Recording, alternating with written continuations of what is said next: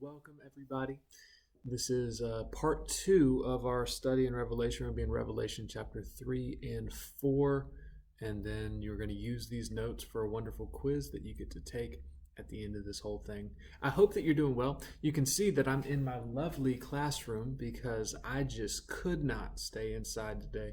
I had to get out and test the weather. Also, really, I had to go find some meat because didn't have any chicken the last two times that I checked at the grocery store, and I'm trying to make some meals that require some chicken and maybe even some beef. So I finally got that, and then I just said I'm just gonna stay in Concord because I live in Charlotte. I'm gonna stay in Concord and just hang out at the classroom and do some work.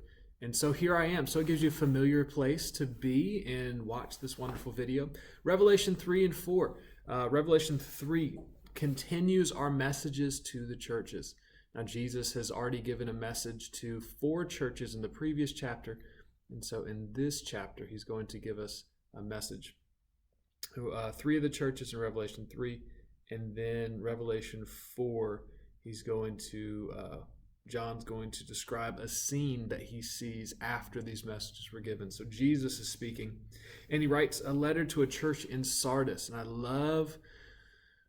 know if I love this, but it's heavy and it hits hard. And so Jesus sees this church in Sardis. He says, "Write to the angel in the church in Sardis, I know all the things that you do, that you have a reputation for being alive, but you are dead." Ouch, that hurts. "Wake up, strengthen what little remains, for even what is left is almost dead. I find that your actions do not meet the requirements of my God." Ow. That hurts. And so you see a church here that had a reputation, maybe even around the region, in the places that John would go, that they were alive, that they were thriving, that they were doing the things that God had called them to do. But Jesus says, you have that reputation. People think that you are alive and well, that you're doing good, but really, you're dead. You're not actually doing all the other things. People think that you are, but you're not really. And so you have to ask yourself this question. Do you just have a reputation for being alive and being a sold-out Christian follower of Jesus, or are you actually a follower of Jesus? And then he continues, because not everybody is like this. So he says this, "Yet there are some in the church in Sardis who have not soiled their clothes with evil. They will walk with me in white, for they are worthy. All who are victorious be clothed in white." Now, white is a symbol of purity. We see that Jesus's clothes were white as snow back in Revelation 1, whenever John had this initial vision of the Son of Man. And white speaks to purity in the scriptures. And so these people who have not soiled their clothes with evil, who have not given in, who have not gained this reputation of being alive, but really are dead, they are clothed in white. And the only people that are getting into the blessed life, or this blessed afterlife with God, are those who are clothed in white and walking in purity. So my question for you, are you walking in purity? It says this, "I will never erase their names from the book of life, but I will announce before my Father and his angels that they are mine." There's the first mention, I believe, of the book of life in the book of Revelation. This book of life is a book that apparently Jesus writes names of people who are his in this book of life, and they receive life because their names are written in this book, and so that's why it gets the name Book of Life. Then we move on to Revelation chapter 3, verses 7 through 13. Talks to the church in Philadelphia. Philadelphia means the city of brotherly love. Great job, guys. I knew that you knew this. Jesus talks about him being the one who holds the key of David. What he opens, no one can close, and what he closes, no one can open. And he says this, "I know all the things you do, and I have opened a door for you that no one can close." My research suggests this open door was not like a physically open door, where they had like an open door in the city or something like that, but more of a spiritual sense. There was an open door for this church to do great things for God. Jesus had positioned this church to do some great things for God. And the real question is not, are they a faithful church, and not have they done good things in the past because it's another church that is doing well, but will they continue to obey? Will they take the open door, the opportunity to spread the gospel and take it to the next level. So do they take advantage of this open door? Jesus says this, hold on to what you have so that no one will take away your crown. All who are victorious will become pillars in the temple of my God, and they will never have to leave it. Talking about how there will be in the presence of God, because the temple is the place where God dwells. So the people who are victorious, who hold on, who continue to obey the commandments, to persevere, be victorious. They'll be victorious and they'll be in the temple of God, be with him forever. And Jesus says this, I will write on them the name of my God, and they will be citizens in the city of my God. I will pause right there. Though Jesus says he's going to write on these people the name of his God. A lot of people like to talk about the mark of the beast in the book of Revelation, but not a lot of people like to talk about or understand that there is a mark that God gives his people, and God marks his people just as the beast later on marks his people. And so you want to be marked, just not by the beast, but you do want to be marked by the name of God, and God will write his name on you. That's kind of the idea here. And then there's this new Jerusalem that comes down from heaven, and I will also write on them my new name. Very interesting. Jesus gets a new name. Kind of cool. But there's this idea in the book of Revelation, we'll see this in chapter 22, where the new Jerusalem comes down. It's not that we go up and escape from this whole deal, but rather heaven comes down. This new Jerusalem comes down to earth, and we get to live with God forever in this place. And then Jesus writes one of the more famous ones that a lot of pastors like to preach on to the church in Laodicea. It says this, I know the things that you do. You are neither hot nor cold, and I wish you were one or the other.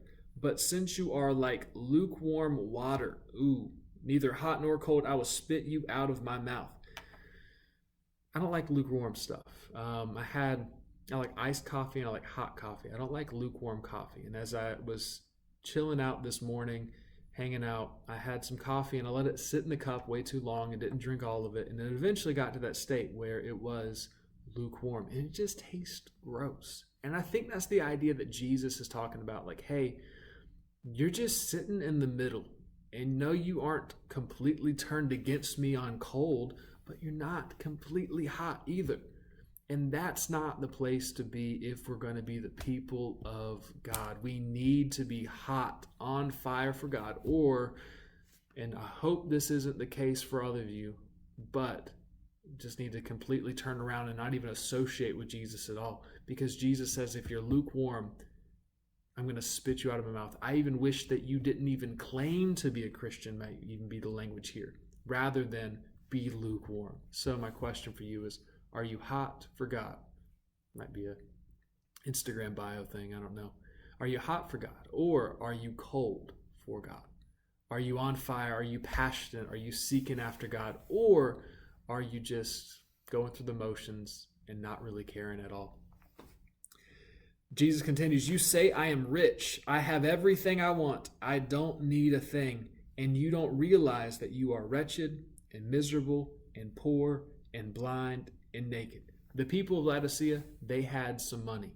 They had a lot of money. Some of y'all have some money. And Jesus says this kept them from seeing their spiritual poverty. Jesus said this kept them from seeing their real need. They thought that their wealth was good enough and that they didn't need anything else. But yet, they still find themselves lacking in Jesus' eyes. Oh, that we may see ourselves the way that God sees us. If we need any perspective on our lives, we need heaven's perspective. And this is the irony. These people are wealthy, they're rich, they have gold, they have all this stuff, this money. And Jesus says this, hey, I wish you would buy gold from me, gold that's been purified by fire, then you'll be rich. There's a different type of wealth that God wants to give you. And it's not a physical wealth, it's not monetary, it's spiritual wealth, this purity that comes from following God. Buy gold, buy purity from God, not from the world.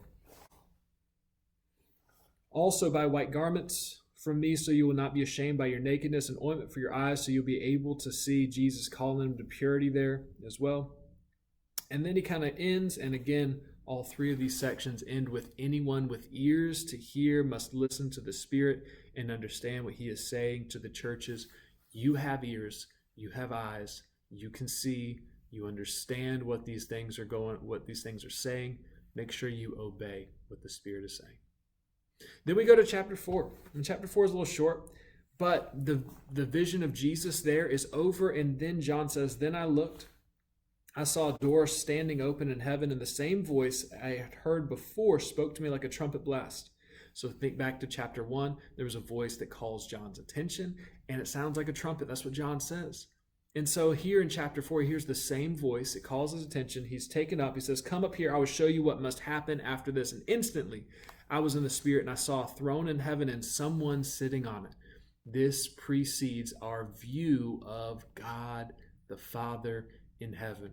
What does God look like? This is one of the more clear pictures of what God looks like in the Bible.